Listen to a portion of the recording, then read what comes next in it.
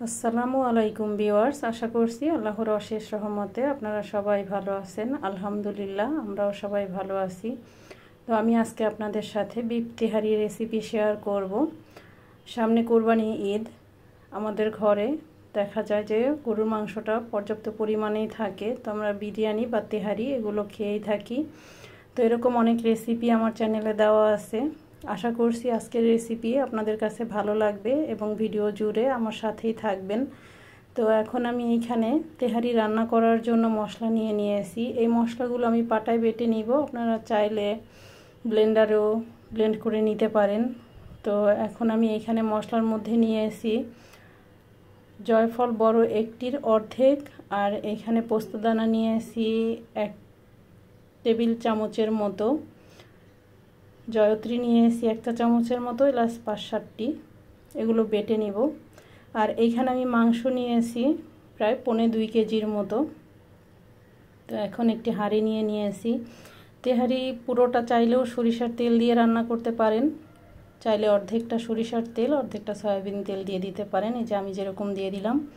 এখন এখানে পেঁয়াজ কুচি দিয়ে দিচ্ছি প্রায় 1 কাপের মতো, আর লবণ দিয়ে দিয়েছি স্বাদ মতো। এখন পেঁয়াজ একটু নরম হয়ে আসা পর্যন্ত ভেজে নিব।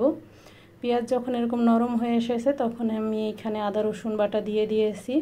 আদা রসুন বাটা এখানে আমি প্রায় 2.5 টেবিল চামচ করে নিয়েছি। রসুনের পরিমাণটা একটু বেশি হলে সমস্যা নেই, তবে আদার পরিমাণ কম দিতে হবে, কারণ হচ্ছে আদা বেশি হয়ে গেলে মাংস টক হয়ে যাবে। বাটা মশলা দিয়ে দিলাম। দিয়ে দিব এইখানে ধনিয়ার গুঁড়া। আমি মরিচ গুঁড়া করে নেওয়ার পরে তারপরে ধনিয়ার গুঁড়াটা করা হয়েছে, এই জন্য যখন মিল থেকে করে নিয়েছি ধনিয়ার গুঁড়ার কালারটা এরকম। তো উপর থেকে যখন এরকম একটু তেল ভেসে আসবে মশলা কষিয়ে নেওয়ার পরে এখানে আমি লবঙ্গ দিয়ে দিয়েছি 5-6টি, তেজপাতা দিয়ে দিয়েছি 4-5টি, এবং দারচিনি দিয়ে দিচ্ছি এখানে 4-5 টুকরার মতো। গোলমরিচ গুঁড়া 1/4 চা চামচের মতো।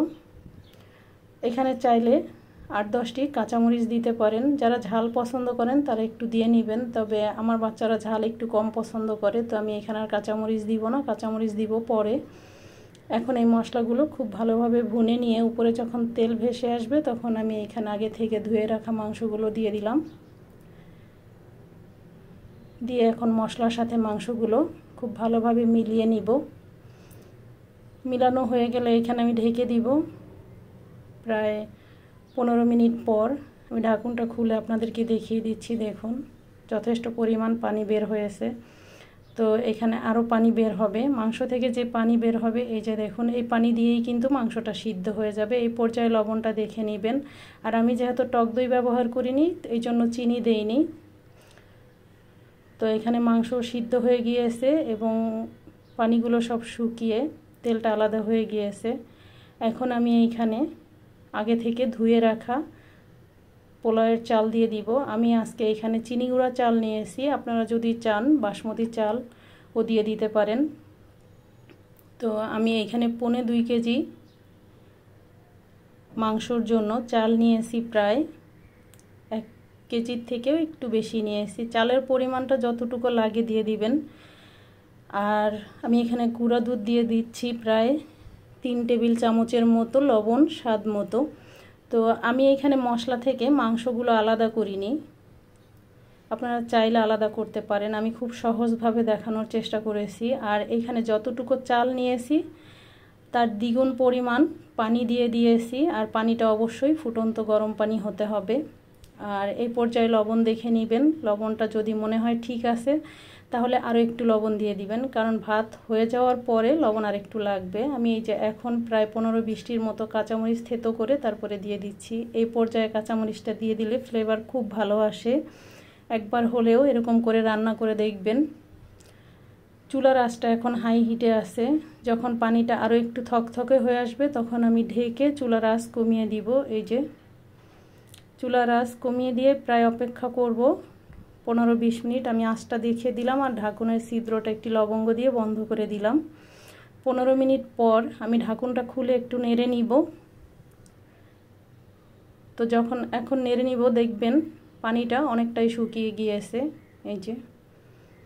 আর যতটুকু পারফেক্টভাবে চালটা ফুটতে বাকি আছে। এই পানিটুকু পানিটুকু শুষে নিতে নিতে একদম পারফেক্ট হয়ে যাবে। এই পর্যায়ে আমি একটি তাওয়া দিয়ে দিব হাঁড়ির নিচে।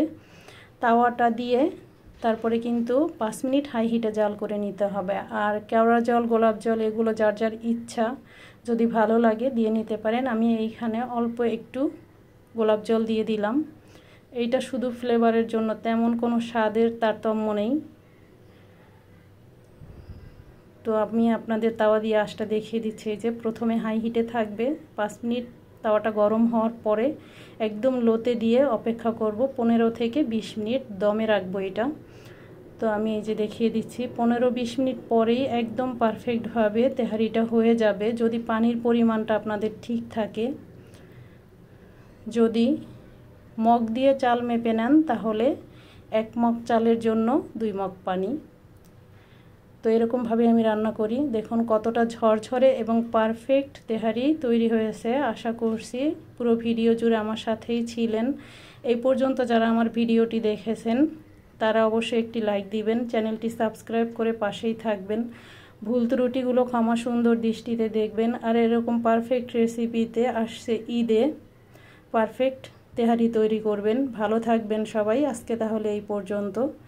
আল্লাহ হাফেজ।